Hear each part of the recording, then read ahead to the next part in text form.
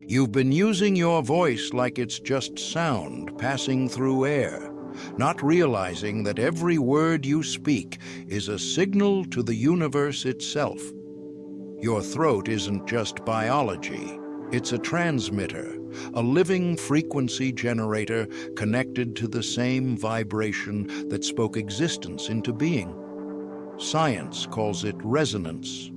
The ancients called it the logos. You call it speaking, but what leaves your mouth is far more than noise.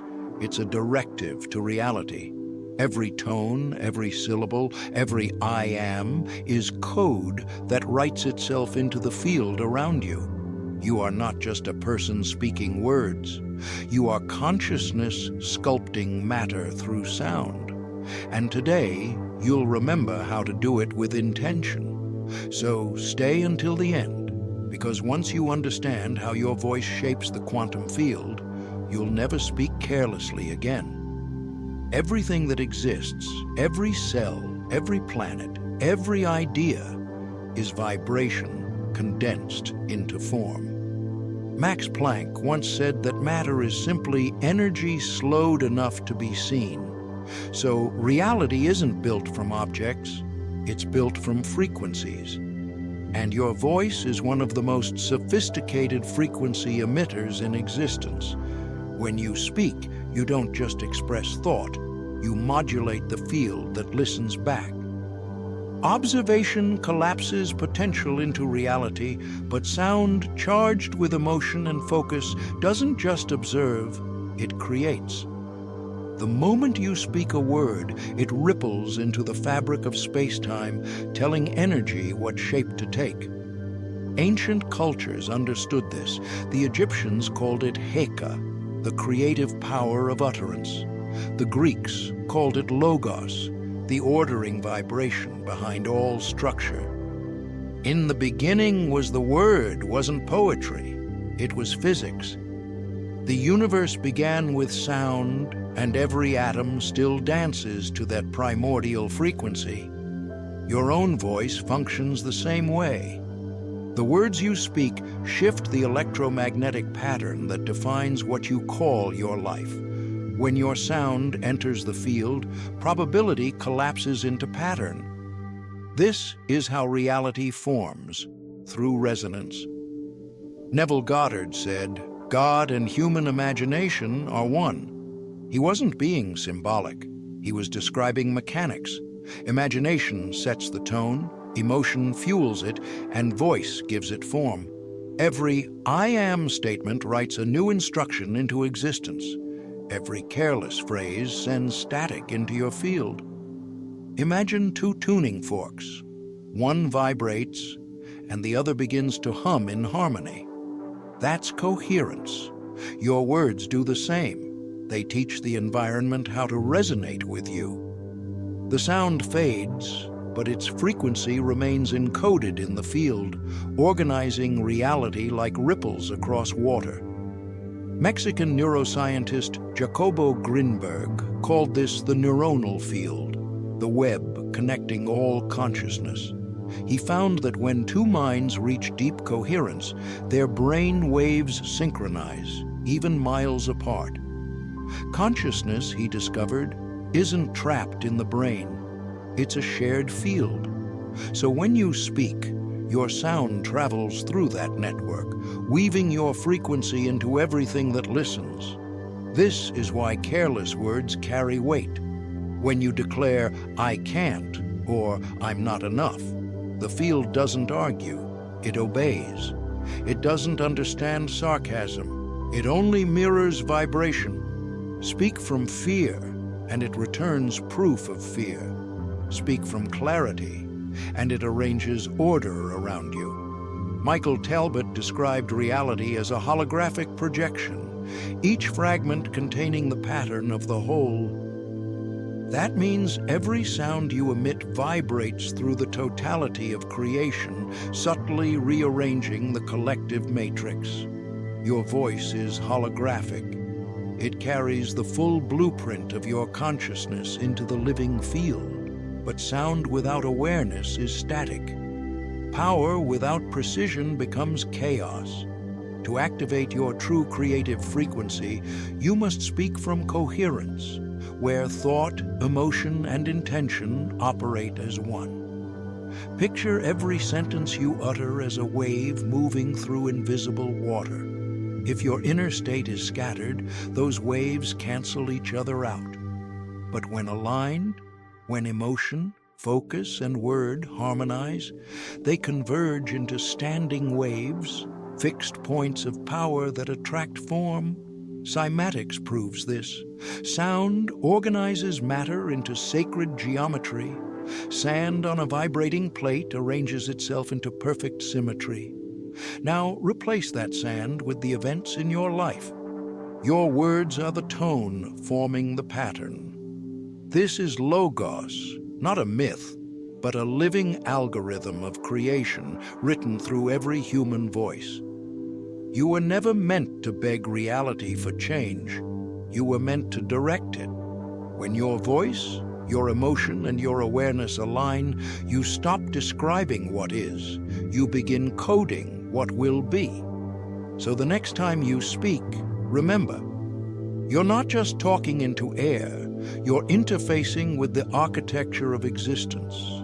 Each sound is data in motion. Speak as if the universe is listening, because it is. It doesn't respond to language. It responds to frequency. And when your tone carries certainty, creation synchronizes with it. You are not just a person making sound, you are the vibration through which worlds are built. Most people use emotion like static, wild, reactive energy that distorts their signal. They try to think their way into a new life while their nervous system still vibrates with fear, doubt, and resistance. Every affirmation they speak is drowned out by the emotional frequency of disbelief. But emotion isn't noise, it's current. It's the electricity that powers your words into the field.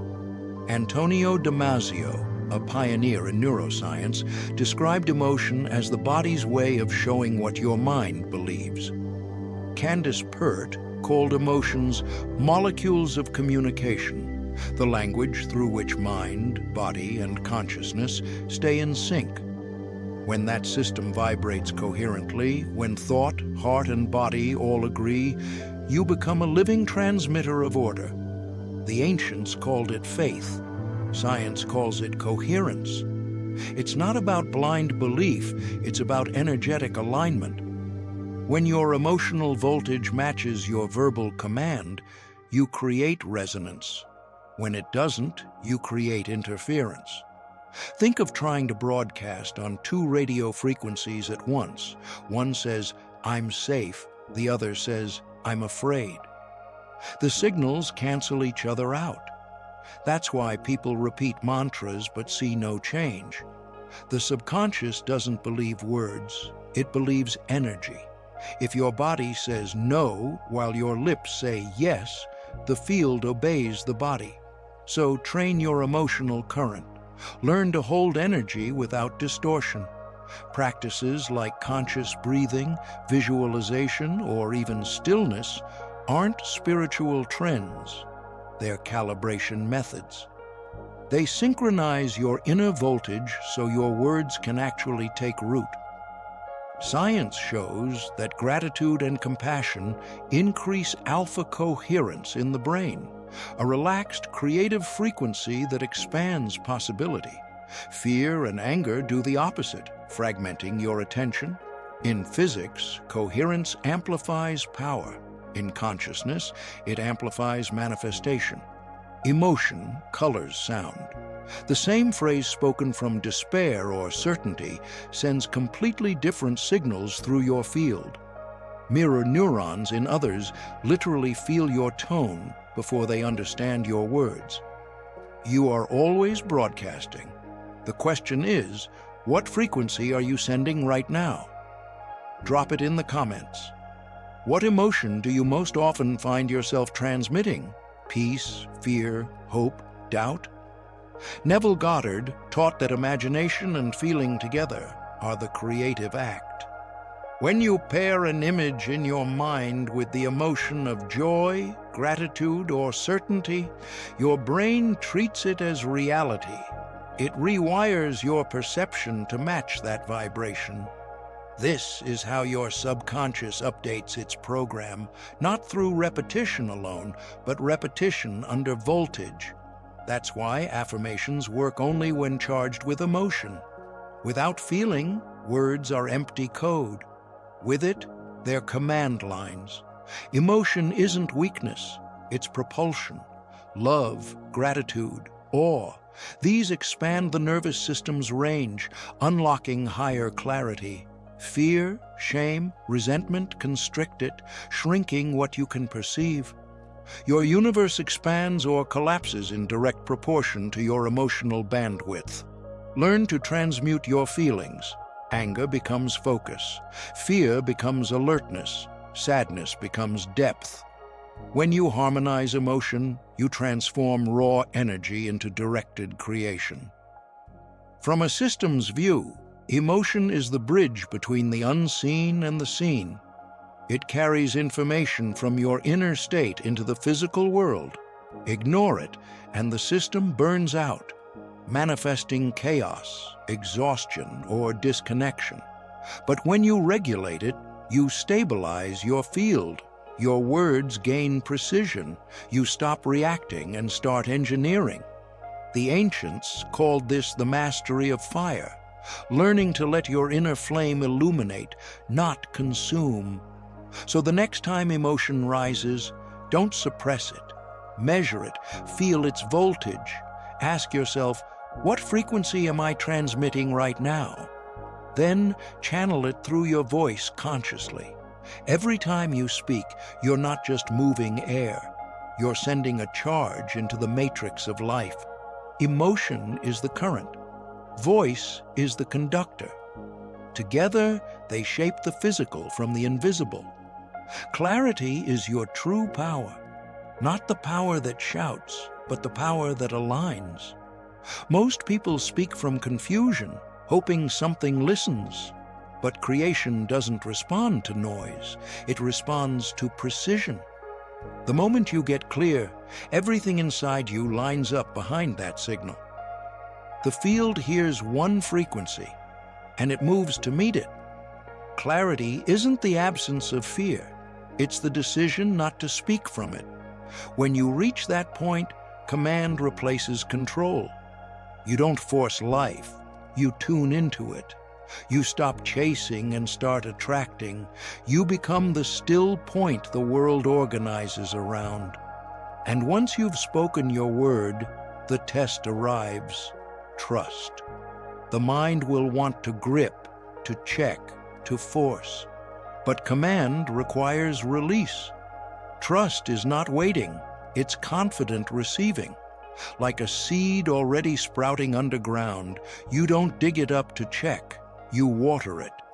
When clarity gives direction, trust keeps the channel open. That's when magic happens. You stop manifesting and start receiving. Reality begins responding before you even ask. Opportunities appear. Coincidences align. You realize they were never coincidences, only echoes of your command finding their way home. Take a breath. Let your body remember. The ground beneath you listens. The air around you hums with intelligence. When you speak, reality responds. You don't need to shout to be heard by the universe. You only need coherence. Speak from stillness. Speak from power. Because your voice was never just sound. It was always the original frequency of creation remembering itself through you. If this message resonated, let me know in the comments. What truth about your voice hit you the deepest?